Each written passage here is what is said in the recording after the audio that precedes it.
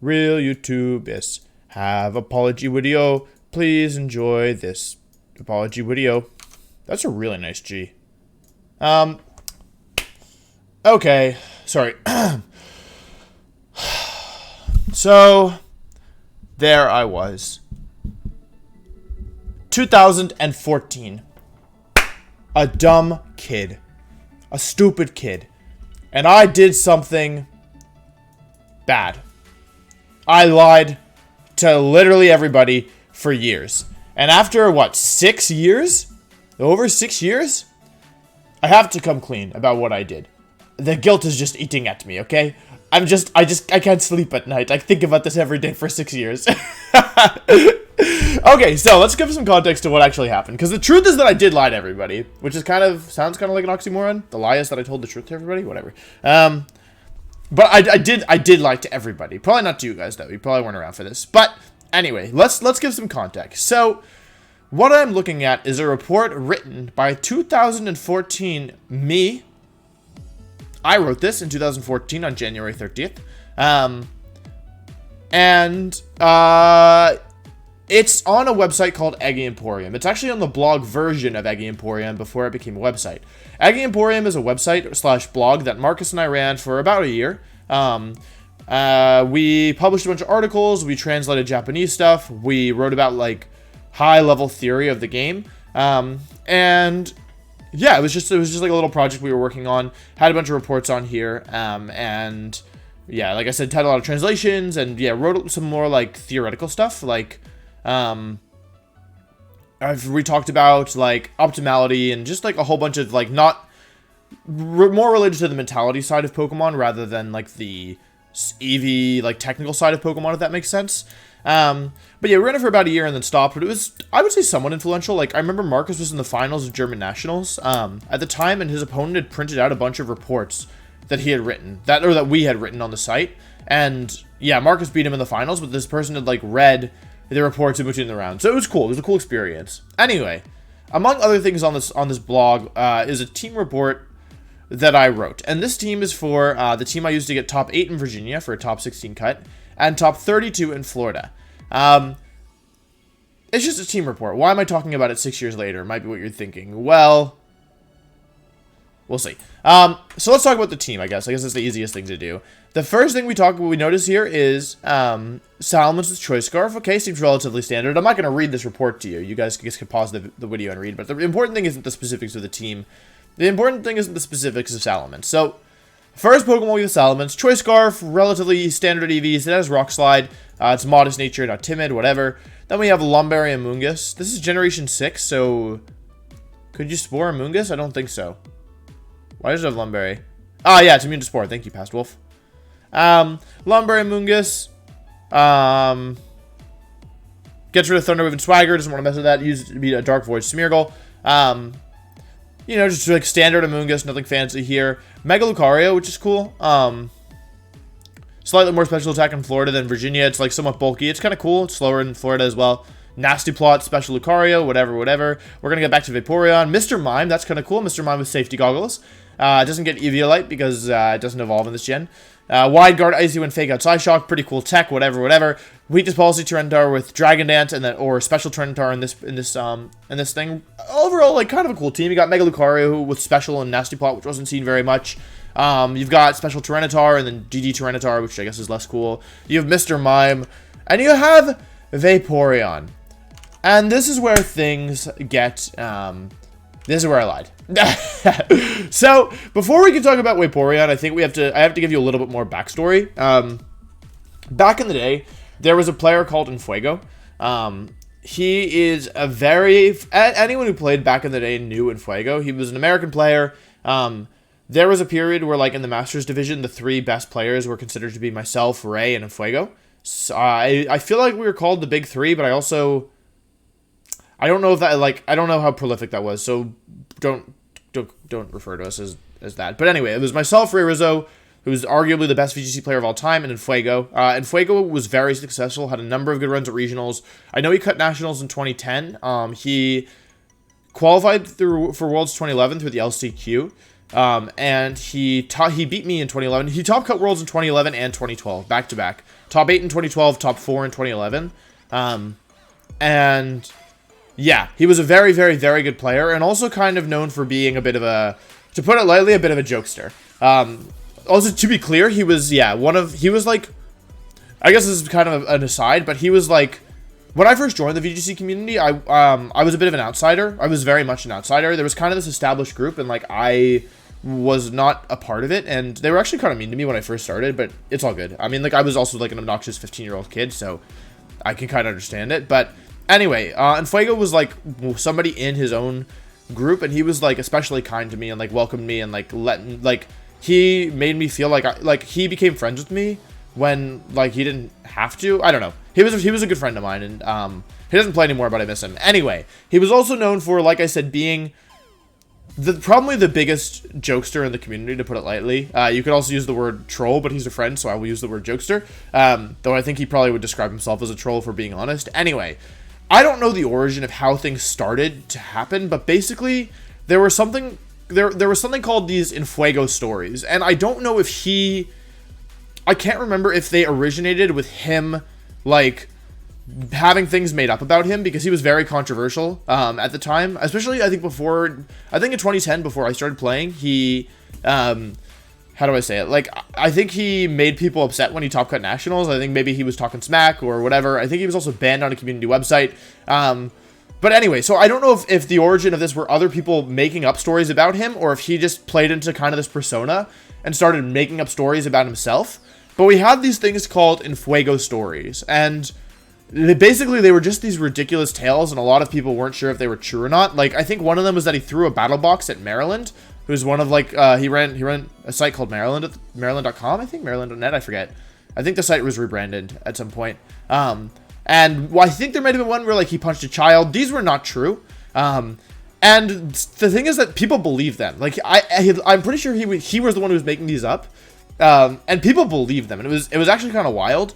He went undefeated at 2011 Worlds, and when people asked him how he did it, he said what he would do is he would lead Mienshao and Scrafty, and he would use Fake Out with both Pokemon to do chip damage to the opponent.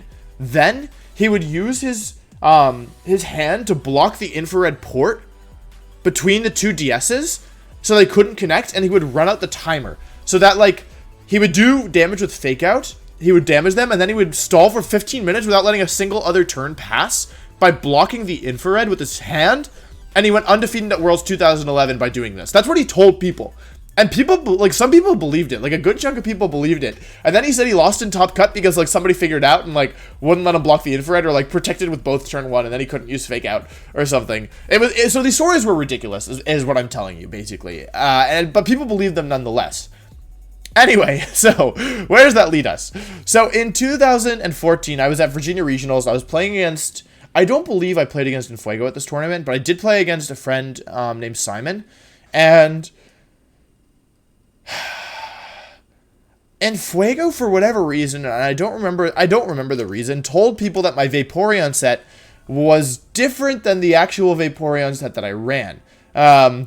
And I went along with it because I thought it was hilarious. And Simon, who had played me at the tournament, said, yeah, I can confirm this. I played him, and he used this set. So why is this such a big deal? It's just a different Vaporeon set, right? Like, why are you making such a big deal out of this? Well, the set that I said that I used, so the actual set is here on the right. Protect, Wish, Scald, and Helping Hand. That's what I actually ran. These are the EVs I ran. Everything else is true. But what I said that I ran, inspired by Infuego, I'll zoom in a little bit. Celebrate, Rest, Scald, and Sleep Talk. Celebrate is a move that saw some use in Generation 7 because if you use Z-Celebrate, it raised all your stats by 1. However, in 2014, this is Generation 6, and there were no Z moves. So all Celebrate did was it would, like, play a really long animation. Excuse me.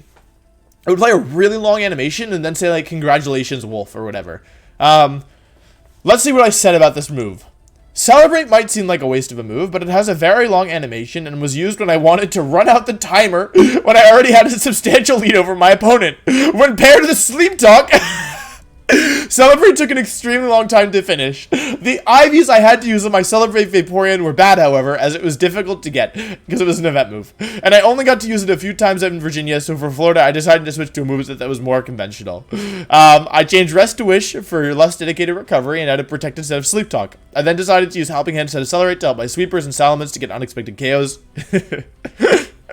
Yeah. Wait, I said something about it being a fish.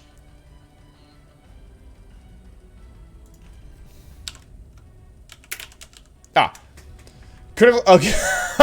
I was pleased with how Vaporeon worked overall, though he ended up getting critical hit often due to his tendency to stay in the field longer and because he is a fish. So I feel like this is kind of a prophecy for Mr. Fish.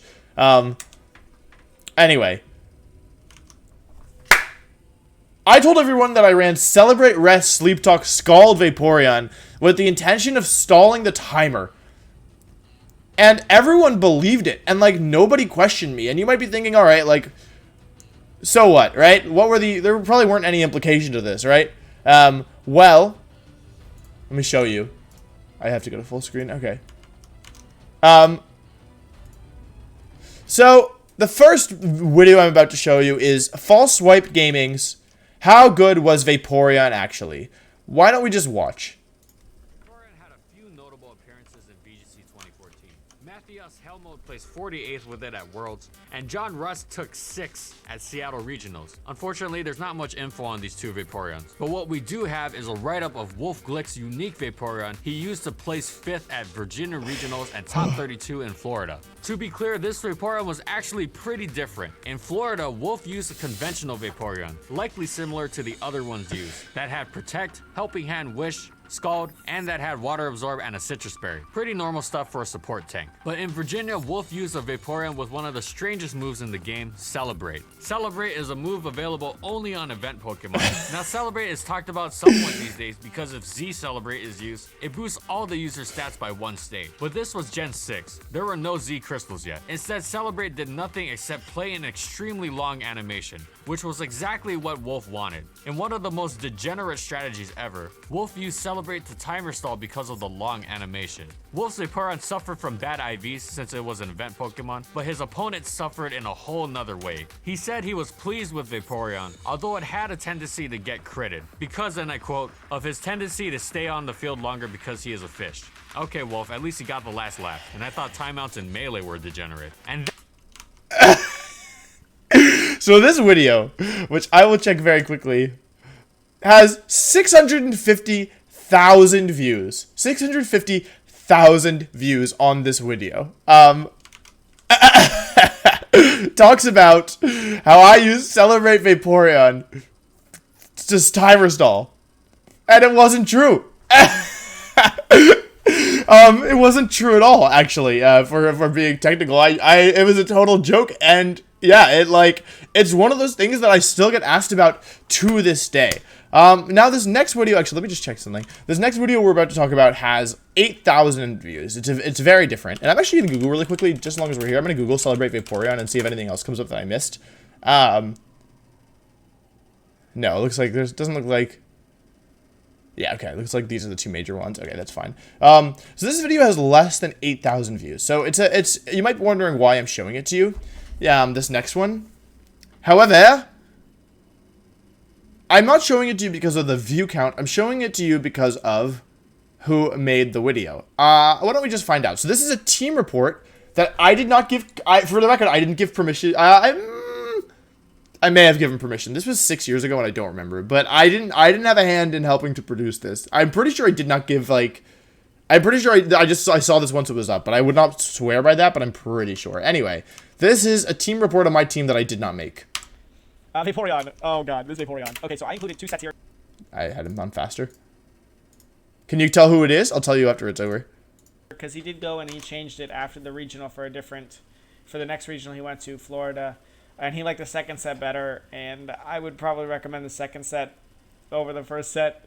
If you don't know what Celebrate does, it was a move they gave away at the Pokemon Center, and literally it drops a present down, and it opens up, and it says, congratulations, and then like your player name or whatever. It doesn't do any damage. It was just like a promotional attack. And so, Wolfey, I gotta preface this with that. Wolfey really he used the timer in 2012 to his advantage a lot. He had a Resto Chesto Hitmontop, something you never saw anywhere, because he knew that the timer was going to be a big deal, and he could wait to the last second and rest up and win on time and stuff like that. And so we got nerfed on our timer. We got down to 15 minutes instead of 20, and it's only 45-second turns now, which instead of a minute means the game's going to go a little bit faster, it's going to take longer to get through, just a little bit, but still, with all the animation and stuff, 15 minutes is not a lot of time, and I definitely have had games go to time. So his goal here was to really stall as long as possible. This set is a 3-hit KO from a Life Orb playing Brave Bird, so it can take 2 and be fine. That's nuts. Celebrate, like I said, was to waste time. He also had Sleep Talk on there with Rest so that he could Sleep Talk, Celebrate, and waste even more time because you got to go through the Sleep Talk animation, then the Celebrate animation. And then he switched to the Protect, Wish, Scald, Helping Hand set. Gave him a lot of one-shots with Helping Hand on his sweepers that the opponent wasn't expecting, and he said that worked out really well for him. I definitely recommend the second set, unless you just want to troll and go for Celebrate, Sleep Talk. But oh my god, I can't believe he top cut with that. That's pretty nuts. Okay. That, for those of you who don't recognize the voice, though I'm sure most of you will, was Alex Ogloza, who would go on after this video to win the 2014 U.S. National Championships. Ogloza, one of the most famous VGC players of all time. And, yeah, Celebrate Vaporeon is in an Ogloza video because I didn't think that anyone would make videos on this, but I was wrong. So, basically, my troll ended up not having a major impact on anything, which is why I don't feel bad that I did it. Like, I think it's funnier than anything. If I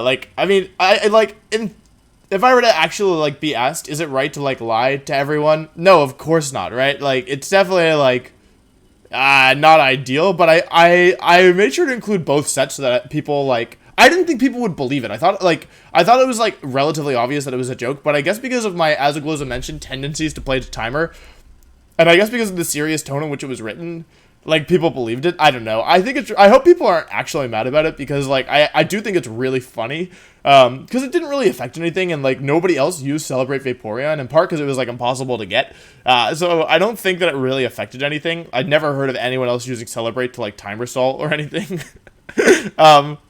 Yeah, so I think it's really funny. And I think it's so funny that, like, people just took it, like, it took it serious enough to be, like, in both these videos because yeah, actually I want to go through the comments of the false swipe video and just see what people are I want to see if anyone talks about Celebrate Vaporeon. Oh, it's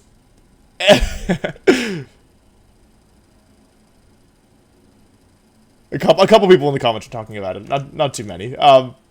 But yeah, I don't know. I just think it's super, super funny. I can't take credit for the idea. Again, I don't think I mentioned this explicitly, but it was Infuego's idea to make up the Celebrate Vaporeon thing. But I 100% played along, and I don't know. I thought it was really funny. So I think for me, the takeaway here is that, like, if you say something, people will believe it. So although I don't think that Celebrate Vaporeon really had any negative implications, I'm glad that this isn't a thing that I made regular. I think this is the only time I've ever like lied about, or like the only time I've ever lied about anything in like a team report. Because in general, like, it's definitely skeezy to publish a team report and like lie about what you had.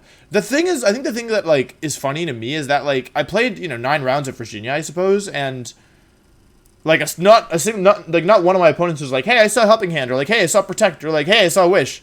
It was only Simon who, said, lied and said that we had Celebrate instead.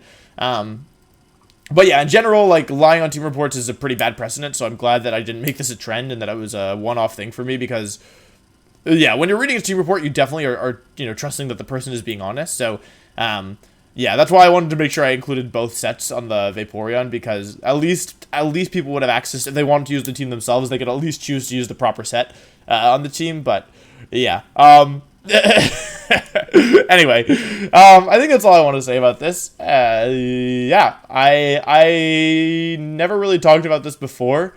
And like I said, I still got questions about it sometimes, so I thought it could be interesting to kind of tell the full story and come clean, and now my conscience is clear. So, yeah, anyway, I think that's it. Thank you so much for watching. I hope you enjoyed. Let me know if you kind of like these old VGC lore videos. This one is kind of unique, like I said, because I only did this kind of thing once, so I can't like make any more I lied videos because I don't think I've done anything like this again since then. But yeah, if you enjoyed kind of hearing about old VGC and what things used to be like back in the good old days from this VGC boomer, let me know in the comments down below. Anyway, thank you for watching, and I'll see you next time. Goodbye.